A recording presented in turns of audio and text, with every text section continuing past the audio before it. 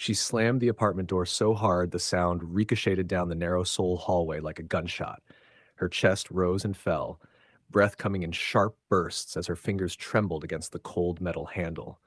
The silence that followed was unfamiliar, too clean, too empty, too foreign. Amara Adeyemi pressed her forehead against the door and shut her eyes. She crossed an ocean to escape love, she whispered to herself, her voice cracking in the stillness. Love had already unpacked next door. She let out a hollow laugh that didn't belong to her, because nothing about this moment was supposed to happen. Not like this. Not after everything she had left behind in Lagos. Not after him. 3 months earlier, Lagos had been loud.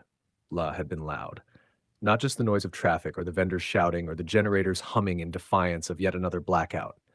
No, Lagos had been loud inside her chest. It had been loud with hope, with plans, with love that felt permanent until it wasn't. Amara, calm down, Tunde had said, his voice too steady, too practiced. You're overreacting. She had stared at him across the small cafe table, the one they used to call their spot, the one where he first told her he loved her. Now his phone sat between them like evidence. Overreacting, she repeated, her voice dangerously quiet. There are messages, Tunde, pictures, plans. You booked a trip with her. It didn't mean anything. Her laugh had been sharp, almost violent. You packed your bags and your conscience didn't go with you? Amara. Don't, she cut him off, her hand shaking as she pushed the phone back toward him. Don't say my name like you didn't just destroy everything. People had turned to look. Lagos always watched, always listened. He leaned forward, lowering his voice. You're making a scene. She stood abruptly, the chair scraping loudly against the floor. Good, she said. Let them watch. Let them see what betrayal looks like. Amara, sit down. No, her eyes burned, but she refused to let the tears fall in front of him. You don't get to tell me what to do anymore. Where are you going? She grabbed her bag, her fingers tight around the strap. Somewhere your lies can't reach me. And for the first time since she met him, she walked away without looking back. Seoul wasn't supposed to feel like this. It was supposed to be clean, quiet, controlled, a reset button. Amara had chosen it for that exact reason. No memories, no shared streets, no accidental run-ins. Just her, a new job with a fashion startup, and a city that didn't know her story. But standing there in her tiny apartment, suitcase half unpacked, heart still bruised, she realized something terrifying. You can leave a place. You can't leave your feelings. A knock on the wall startled her. She froze. Another knock came, 2 quick taps followed by a pause, then one more. Hello? A male voice called out in accented English. Are you okay? Amara blinked, pulling herself upright. Of course. Neighbor. Thin walls. She wiped her face quickly, embarrassed even though he couldn't see her. I'm fine, she called back, forcing strength into her voice. There was a pause, then softer this time. You don't sound fine. She clenched her jaw. I said I'm fine. Another pause. Then, okay, but if you need anything, I'm next door. Silence followed. Amara let out a slow breath and slid down the door until she was sitting on the floor. Great, she muttered. First day in Seoul, and I'm already crying loud enough for strangers to hear. She laughed weakly. Then she pressed her hand against the wall, and for a brief, unexplainable moment, she didn't feel alone. His name was Jae-min. She found that out the next morning when she opened her door and nearly collided with him. Oh, she gasped, stumbling back. Sorry, he said at the same time, steadying her by the shoulders. His hands were warm, too warm. Amara froze. He was taller than she expected. Broad shoulders, soft eyes, and a face that carried a kind of quiet attentiveness she wasn't used to. I didn't mean to scare you, he said, quickly letting go of her. I was just going to knock. She blinked. Why? He scratched the back of his neck, suddenly looking shy. To check if you're actually fine. Amara crossed her arms instinctively. I told you yesterday I'm fine. He studied her for a second, really studied her, and something in his gaze made her feel exposed. You cried, he said simply. Her stomach tightened. That's none of your business. He nodded immediately. You're right. I'm sorry.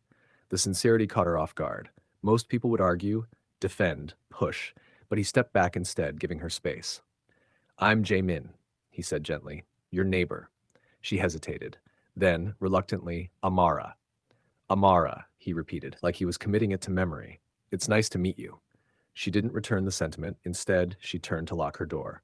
I have to go to work. Right, he said quickly. Of course. She started walking down the hallway. Amara? She paused, irritation flickering. What? If you need help finding your way around Seoul, I can show you. She didn't turn back. I won't need it. But her voice wasn't as firm as she wanted it to be. She did need it. Seoul was overwhelming in a quiet way. The language barriers, the fast-moving crowds, the unspoken rules. At work, she smiled through confusion, nodded through instructions she barely understood, and Googled everything the moment she got home. By the end of the week, she was exhausted.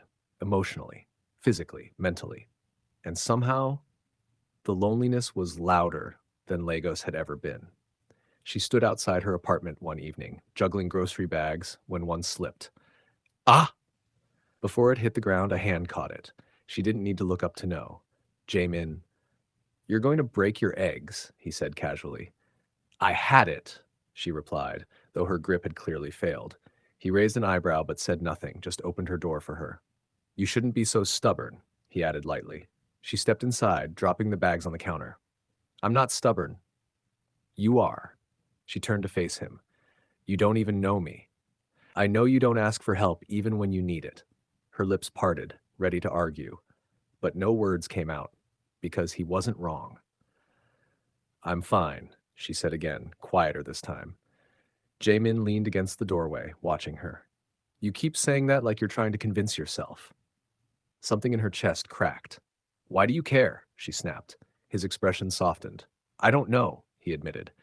Maybe because I heard you crying through a wall and couldn't ignore it. Her throat tightened. You shouldn't have listened. I didn't try to, he said, but sometimes pain is loud. The room went still. Amara turned away, pretending to unpack groceries. You don't know anything about my pain. No, he agreed, but I know what it feels like to run from it. Her hands froze. Slowly, she turned back. What do you mean? He hesitated. Then, quietly, I used to live in Busan. I came to Seoul to forget someone too. Her heart skipped. And did it work? He smiled faintly. No. A strange, uncomfortable understanding settled between them. Amara swallowed. I didn't come here to connect with people. I know. So don't try. I'm not trying, he said. It just keeps happening. She stared at him, at the calm in his eyes, at the honesty in his voice, and for the first time since she arrived in Seoul, she didn't feel like running. Days turned into weeks, weeks into something that felt dangerously close to routine. They started with small things, a shared elevator ride, a quick good morning, then longer conversations, dinner invites, late night talks through the wall when neither of them could sleep. You're still awake? He would tap. Yes, she'd tap back. Thinking too much? Always. And somehow those conversations became the safest part of her day. Until one night, everything shifted. She was sitting on her bed, phone in hand, staring at a message she never thought she'd see again. Tunde, I miss you. Her stomach twisted. Her fingers hovered over the screen. Then, a knock. Not on the wall this time. On her door. She opened it slowly. Jae-min stood there, concern etched across his face. You didn't answer the wall, he said. She held up her phone. He texted me. Jaemin's jaw tightened slightly. The one who hurt you? She nodded. Silence stretched between them. What are you going to do? He asked. I don't know. He stepped inside, closing the door behind him. Do you still love him? The question hit like a punch. She exhaled shakily. I don't want to. That's not what I asked. Her eyes filled with tears. Yes, she whispered. I think I do. Jae-min looked away. For a moment she thought she saw something break in his expression. But when he looked back, it was gone. Then you need to decide, he said softly. Are you here to forget him or to wait for him to come back? Her chest tightened. I didn't come here to wait. Then don't.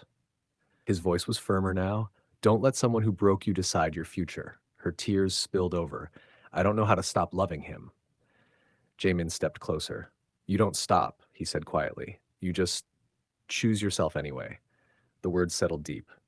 Are you helping me? She whispered. He hesitated. Then, because I don't want to see you hurt the way I was.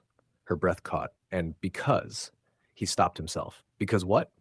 He shook his head. It doesn't matter. It does. Their eyes locked, the air shifted, and suddenly everything felt too close, too real, too dangerous.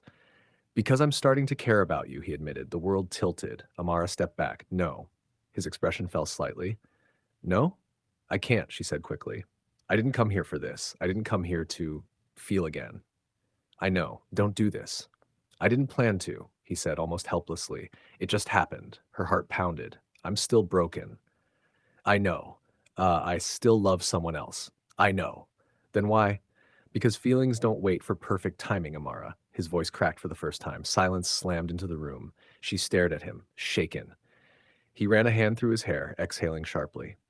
I'm sorry, he said. I shouldn't have said anything. He moved toward the door, but she grabbed his wrist. Don't go. He stilled. Why? He asked quietly. I don't want to be alone. The vulnerability in her voice undid him. That slowly he turned back, and in that moment, everything changed because she realized something terrifying. She didn't just run into her neighbor in Seoul, she ran into another chance at love, and this time, walking away might hurt